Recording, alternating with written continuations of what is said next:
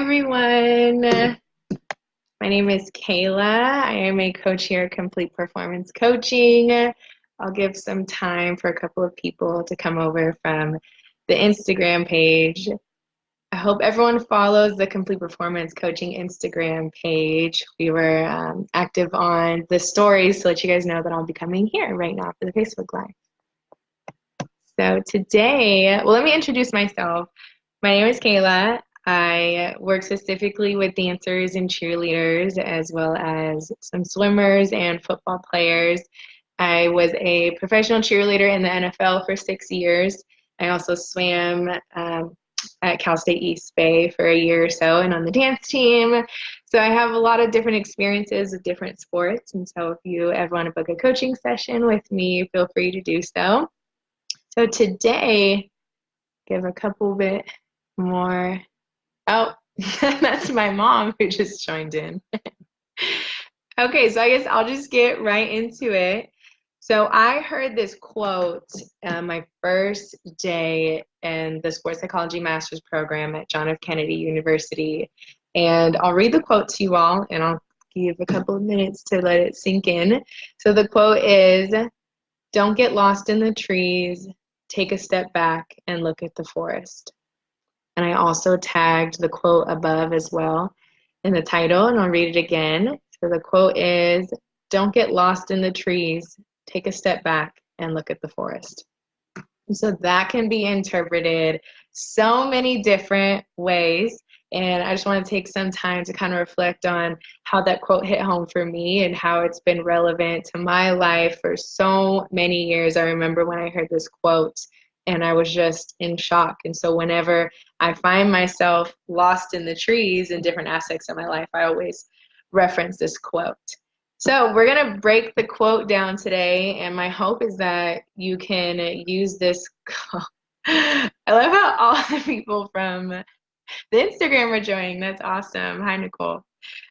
So my hope is that we can break down this quote together and we can relate it to certain life experiences. We'll talk about what getting lost in the trees mean, what it means to take a step back and look at the forest, and hopefully you'll be able to take this quote with you and it can serve as a tool. It's kind of like this tool that I have in my back pocket, this quote. I reference it a lot. I share it with a lot of friends and family, and I really want to. Thanks for the love, Nicole. I really want to share it with you all. So we'll just get right into it. Don't get lost in the trees. Take a step back and look at the forest. To me, when I first heard that quote, I envisioned myself walking through a forest and there's these big redwood trees. Maybe the forest is dark and maybe the trees are very overbearing and I'm a little scared, and the trees seem bigger than me. And I related that back to when I'm overthinking certain things, and the trees kind of represent all the different things running through my mind, or the things that I'm fearful of, or certain mental blocks that I have in my head. And the whole point of take a step back and look at the forest is taking a bird's eye view. So if someone were to zoom out and look at the whole forest, you would be able to see that the trees aren't so big, or that there's beauty in the forest. And so we're going to be breaking down that quote today. So the trees can relate to fear and anxiety. So maybe a certain mental block that you have.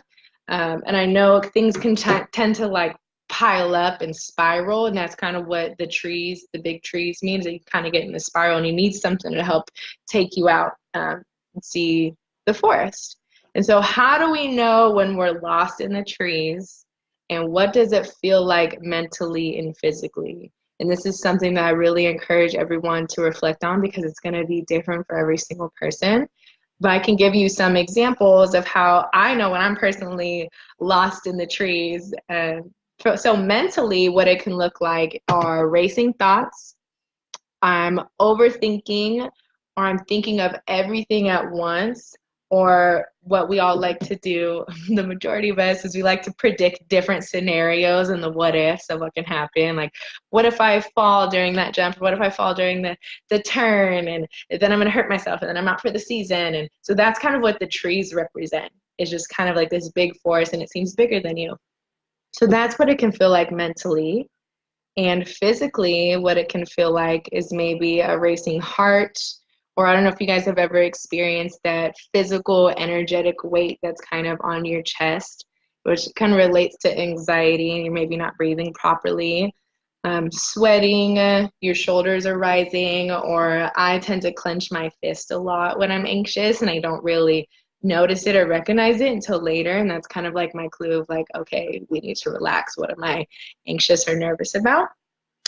And some of the feelings that you can have when you're lost in the trees are maybe frustrated, maybe you're overwhelmed, maybe you're sad, you're hopeless, or you're scared. And so I guess the big question is like, what do you do? How do you get out of the trees? You know, how do you get to that bird's eye view where you can start to breathe and see the beauty in the whole forest? And so I came up with some things that just from my own personal experience of how I've gotten myself out of those trees. And the number one thing is having an awareness to your body and knowing your body mentally and physically and knowing what it feels like to be stuck in those trees. And then that experience, when you recognize that, can kind of serve as a reminder of like, okay, I'm in that place again, I'm in the trees again, I know I'm here, and having an awareness to that. And having that awareness is what's going to serve as the next step forward to really pulling you out of those trees. So yeah, recognizing and knowing that you're in the trees by all the physical or mental feelings that we named earlier. And you can also use any sports psychology techniques when you find yourself in the trees.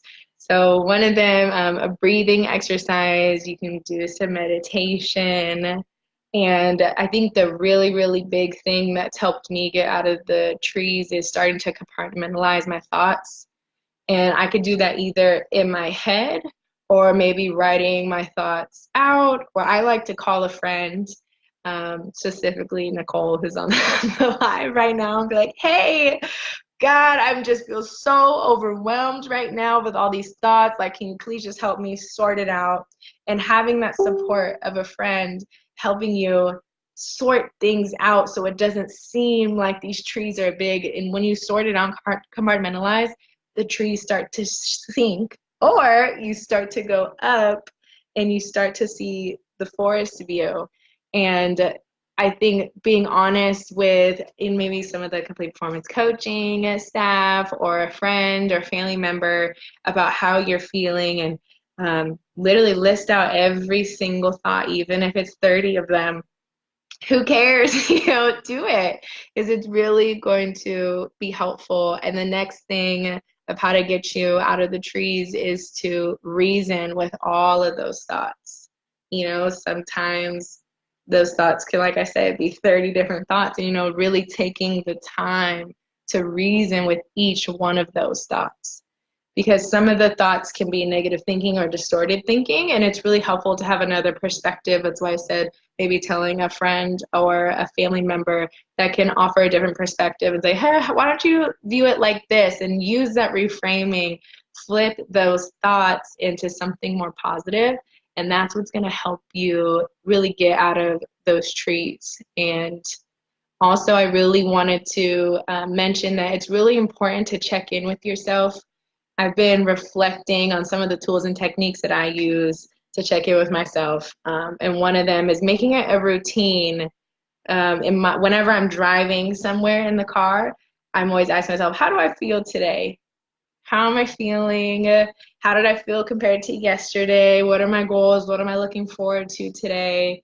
And it's really important to do that, because a lot of the times there's so many things that get piled on into our life, or we're driving really fast to work, and we need to really take that time to pause and do that for yourself, even if you want to do that while you're eating lunch, or you can call a friend.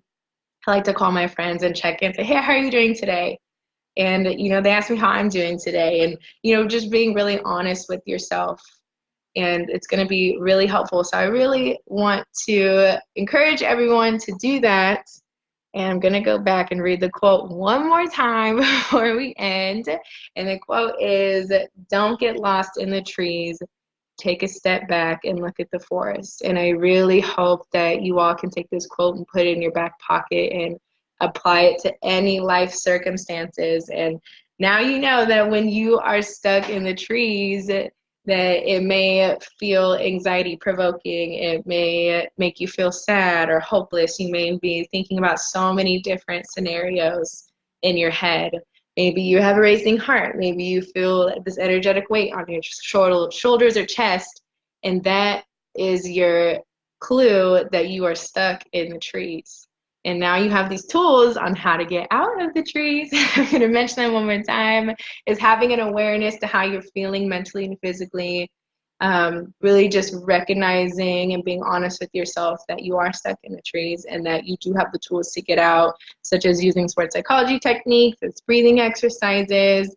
And the two big things are compartmentalizing those thoughts and write them out, or talk to a friend about them, and reason with every single thought, because I guarantee you that those thoughts will not seem as big as they were in your head when you write them down on paper or when you talk to a friend about them.